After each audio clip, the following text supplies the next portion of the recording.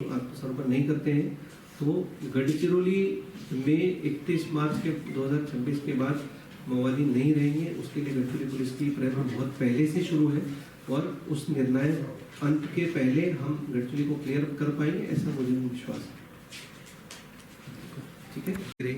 और 5 तारीख को हमें 3 माओवादियों के मृतदेह 2 हथियारों के साथ हमने हस्तगत किया, परंतु अत्यंत दुखद बात यह है कि हमारा एक शूरवीर जवान दीपक मडावी C60 का कमांडो जब वो माओवादियों से लड़ रहा था, माओवादी उनकी कोडन को तोड़ने की कोशिश कर रहे थे, उसने वहाँ पे 2 माओवादियों को मार गिराया, परंतु एक गोली माओवादियों की उसको लग गई, जिसके कारण वो गंभीर जख्मी हो गया।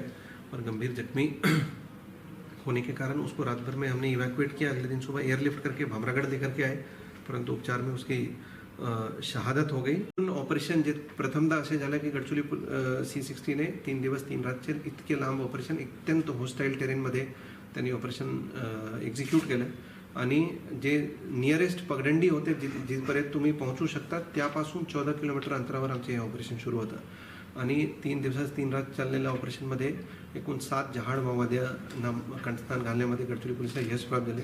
सर्वात मोठी बातमी हे आहे की जे गडचिरोली कंपनी नंबर 10चे जे इन्चार्ज त्यांचे नेतृत्व होतं दोगटी चंद्रराव उर्फ प्रभाकर, तेलंगणाचे राहणार आहे, ते DKSZCM incharge of western sub zonal bureau incharge of company number 10 त्यांच्यावर महाराष्ट्र शासनाने 25 लाख रुपयाचे बक्षीस जाहीर केले होते।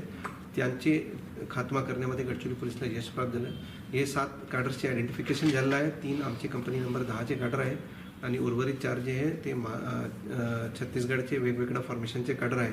एकूण 7 माओवाद्यांवर महाराष्ट्र शासनाने 71 लाख रुपयाचे बक्षीस जाहीर केले होते आणि हे पूर्ण operation ADG special ops doctor Tsering Dorje sir, IG anti Naxal operation Sandeep Patil sir, DIG Gadchiroli Ankit Goyal sir, DIG CRPF Ajay Sharma sir यांच्या नेतृत्वाखाली गडचिरोली पोलिसने एक्झिक्यूट केलेलं आहे।